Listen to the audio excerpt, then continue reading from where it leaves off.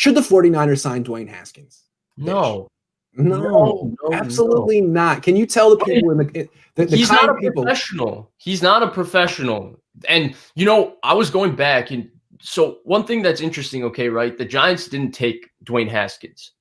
Dave Gettleman's first comments when they picked Daniel Jones was, I saw him in the Senior Bowl, and this was a professional quarterback. He said it in his little Bostonian mafia boss accent. This is a professional quarterback. That's what he said. This is a professional quarterback. That was good. So now when you see him say this is a professional quarterback, when you see Dwayne Haskins, you see his total lack of professionalism with his time in the NFL. You see him given chances that he throws away by risking his team with COVID and then going and playing awfully, and just questions about his work ethic that people were putting out his rookie year. Like, first, he's the last guy in, first guy out type stuff was stuff being reported in his rookie year. When you see stuff like that, maybe Dave Gettleman was saying Daniel Jones is a professional and Dwayne Haskins isn't. I don't know. But that's to me, when people break down quarterbacks on Twitter, no one talks about this stuff. But this is the stuff that makes or breaks quarterbacks in the NFL. They're all talented. If you're drafted in the first round, you got a cannon. This is the stuff. And it's like also another thing.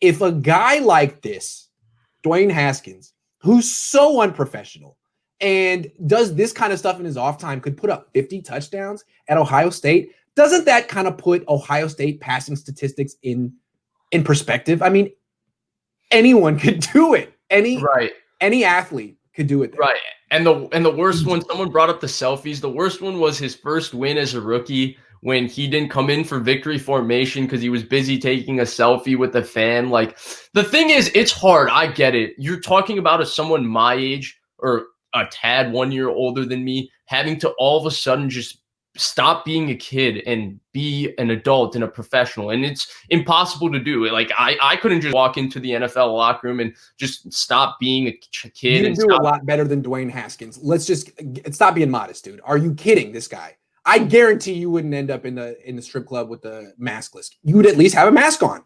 You would be following the proper protocols. Of course. Yeah. Right. But not just for Dwayne Haskins, but for any quarterback, it's hard. But unfortunately, that's the reality of Dwayne Haskins' job. And it's his job requirement, and he did not meet the requirement.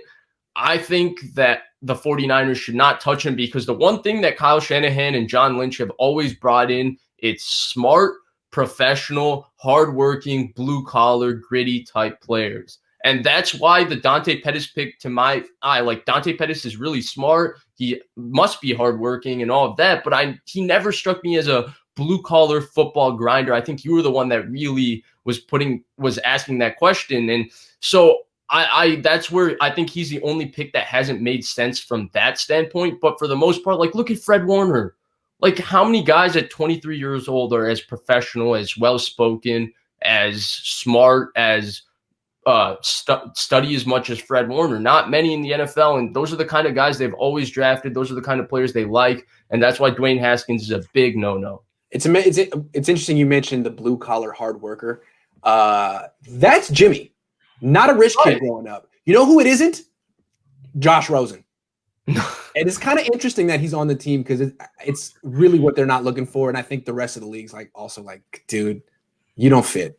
So I do not think Rosen's not going to be. If I'm the rest of the league, I'm intrigued because if there's one offense in the modern NFL that Josh Rosen's skill set can work in, it's this one. And Josh Rosen is still talented, and he's still a very smart guy, and he does do something. He did have a lot of talent when he came out. Really throw. I mean, I think his arm is every bit as good as Jared Goff's. Oh, I think he's just a better thrower than Goff. I think he's really good thrower. Of a thrower. Yeah. I mean, seriously. And better mover in the pocket. Explain to me what it is. I mean, it's not this that he's Jewish. It's not that.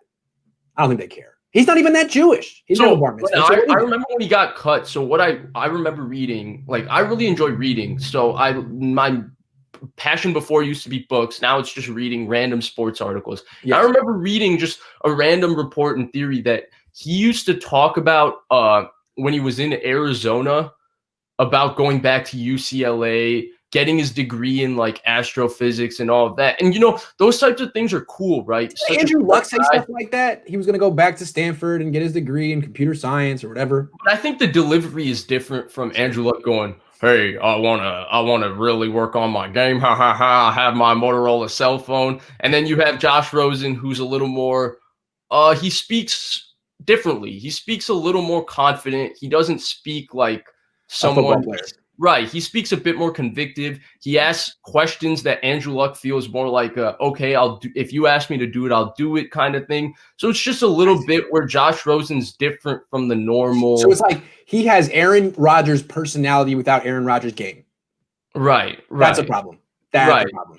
Right. And then I just think his game isn't a fit for the modern NFL unless he's playing in this offense because he struggles to move.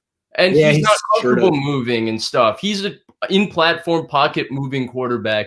And this is the only offense that can have him do that. And if you go back and watch him or look at what he did at UCLA, I watched a lot of him at UCLA because I watched that school. He's impressive.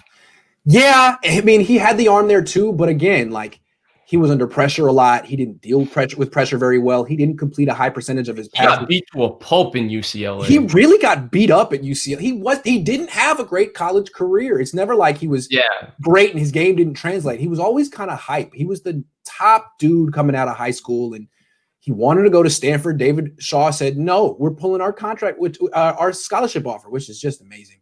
I mean, that was the red flag to start with. I don't know what he could have possibly done on the recruiting trip. I mean, what did he do? Anyway.